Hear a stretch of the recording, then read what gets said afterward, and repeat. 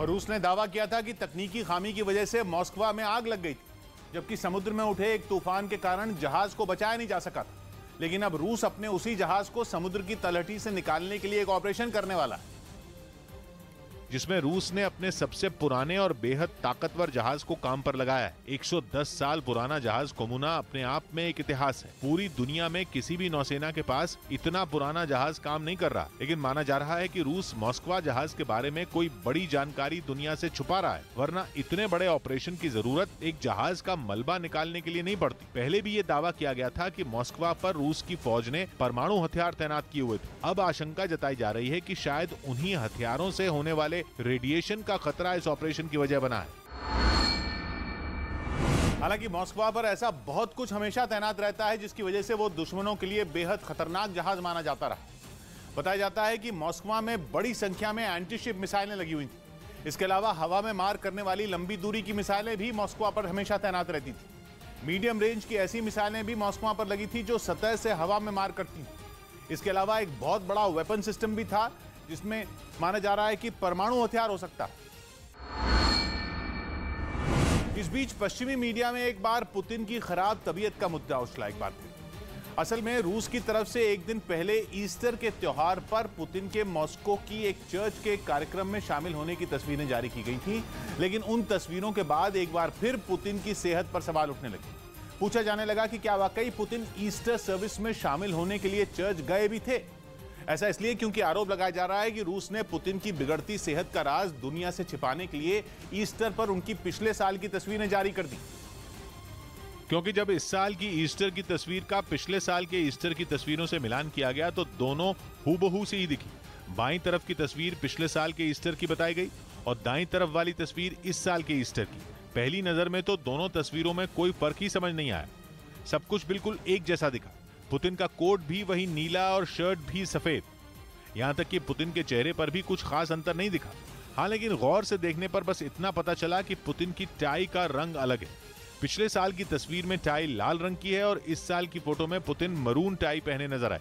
लेकिन दो अलग अलग साल की इतनी मिलती जुलती तस्वीरों की वजह से कहा जा रहा है कि पुतिन इस साल ईस्टर पर किसी कार्यक्रम में शामिल हुए ही नहीं थे। लेकिन दुनिया को सब कुछ ठीक ठाक दिखाने के लिए रूस ने उनकी पिछले साल की ईस्टर की तस्वीरों में छेड़खानी कर उन्हें इसी साल के कार्यक्रम की तस्वीर की तरह पेश कर दिया। वहीं 2 महीने से जारी युद्ध के बीच पुतिन सरकार ने यूक्रेन पर गंभीर आरोप लगाया और दावा किया कि रूस सरकार के करीबी एक बड़े पत्रकार की हत्या की साजिश रची गई, जिसे वहां की खुफिया एजेंसी एफएसबी ने नाकाम कर दिया और इस साजिश में शामिल आरोपियों को भी गिरफ्तार कर लिया गया। यही नहीं, रूस सरकार ने इसके पीछे यूक्रेन की सरकार के गेम प्लान का पर्दाफाश करने का दावा किया और आरोप लगाया कि इस काम के लिए ज़ेलेंस्की सरकार ने एक आतंकी संगठन को जिम्मेदारी सौंपी थी। उधर रूस को तुर्की ने एक बड़ा झटका दिया। तुर्की ने ऐलान किया कि रूस अब उसकी एयर स्पेस का इस्तेमाल अपने सैनिक जहाजों के लिए नहीं कर पाएगा। तुर्की की एयर स्पेस का इस्तेमाल रूस के लिए बेहद अहम है, क्योंकि तुर्की के ही रास्ते रूस अपने सैनिकों को सीरिया तक पहुंचाता है। तुर्की इससे पहले तक रूस का तगड़ा दोस्त रहा है। हालांकि जंग के बाद से ही तुर्की लगातार पुतिन पर जंग रोकने का दबाव बना रहा था। तुर्की उन देशों में है जिन्होंने इस जंग में पुतिन का साथ नहीं दिया, लेकिन पुतिन के खिलाफ कोई बड़ा कदम भी नहीं उठाया। लेकिन तुर्की का इस बार का कदम रूस की टेंशन बढ़ाने वाला है। रूस की सेना अब भी सीरिया में चल रहे ऑपरेशन में बड़े स्तर पर काम कर रही है, लेकिन तुर्की का कदम रूस की टेंशन बढ़ाने वाला है, क्योंकि तुर्की ने अपने आदेश में कहा है कि न तो रूस की सेना का कोई विमान उसकी एयर स्पेस का इस्तेमाल कर पाएगा और ऐसे किसी यात्री विमान के भी जाने पर रोक होगी जिसमें सैनिक जा रहे हैं। मतलब ये कि सीरिया के ऑपरेशन के लिए रूस तुर्की के रास्ते सैनिकों को नहीं भेज पाएगा। तुर्की रूस के दक्षिण में है और उसकी सीमा सीरिया से लगती है। सीरिया तक पहुंचने के लिए रूस के विमानों को पहले सीधा रास्ता तुर्की के जरिए मिलता था, लेकिन अगर तुर्की की एयर स्पेस का इस्तेमाल करने की इजाजत रूस को नहीं मिलती तो इसके लिए सीरिया तक पहुंचने का रास्ता करीब 5 गुना लंबा हो जाएगा। इससे समय और खर्च दोनों बढ़ जाएंगे। इसका सीधा मतलब यह है कि सीरिया में चल रहे ऑपरेशन की लागत रूस के लिए कहीं ज्यादा बढ़ जाएगी, वो भी ऐसे वक्त में जब यूक्रेन में चल रही जंग के कारण रूस की अर्थव्यवस्था पहले से दबाव में।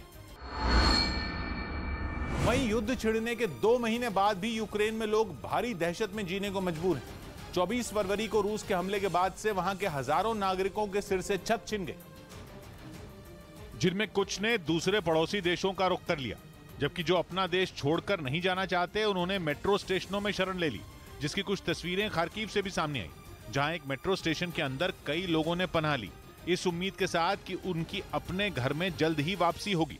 लेकिन जंग के 2 महीने बीतने के बावजूद हालात सुधरे नहीं और बिगड़ गए, जिस वजह से लोग अब भी भारी दहशत में यूक्रेन में अपने दिन गुजार रहे हैं। जो तस्वीरें सामने आई उनमें मेट्रो स्टेशन में हर जगह लोग देखे गए। कई लोग स्टेशन की सीढ़ियों पर लेटे बैठे नजर आए, तो कई लोगों ने इन हालात में मेट्रो के कोच को ही अपना घर मान लिया। स्टेशन के अंदर ही खाने पीने की चीजों की व्यवस्था भी नजर आई। युद्ध से बेखबर बच्चे अपने खेल में व्यस्त दिखे, लेकिन इन हालात में एक ही जगह पर कैद बच्चे और बुजुर्गों समेत बाकी लोगों की हालत खराब हो गई।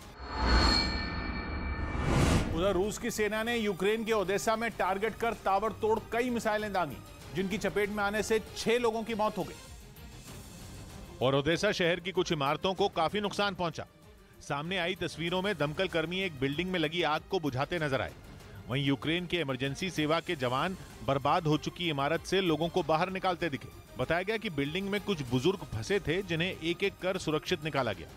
रूसी हमले कितने जोरदार रहे होंगे, इसका अंदाजा बीच से टूटी इमारत और तबाह हो चुकी गाड़ियों को देखकर लगाया जा सकता है। दावा है कि रूसी फौज ने जानबूझकर शहर पर मिसाइल हमले किए। इस बीच रूसी हमले का लगातार शिकार हो रहे मारियोपोल से तहखाने में कैद यूक्रेन के कुछ बच्चों का दिल दहला देने वाला एक वीडियो सामने आया। बताया जा रहा है ये तहखाना अज़ोवस्ताल स्टील प्लांट के अंदर है, जहां सूरज की किरणों के दर्शन तो नामुमकिन है।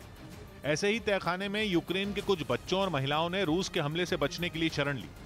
आज से ठीक 2 महीने पहले, तब जब रूस ने यूक्रेन पर हमला किया था 24 फरवरी को, बताया गया कि तभी से वो लोग वहां फंस गए, जिनकी मदद के लिए यूक्रेन के कुछ सैनिक वहां पहुंचे। उनके लिए खाने पीने का सामान और बच्चों के लिए कुछ तोहफे लेकर वहां पहुंचकर उन जवानों ने उनका हौसला बढ़ाया। लेकिन तहखाने से निकलने की ख्वाहिश के आगे सब मुरझा गया। वीडियो में एक महिला ने वहां से बाहर निकलने की उम्मीद भी जताई। खबर है कि पुतिन ने अपनी सेना को अज़ोवस्ताल स्टील प्लांट को बंद करने का आदेश दिया है, ताकि वहां से कोई भाग न पाए। अज़ोवस्ताल स्टील प्लांट यूक्रेन के लोगों के लिए मारियोपोल में इकलौती सिर छिपाने की जगह बची है।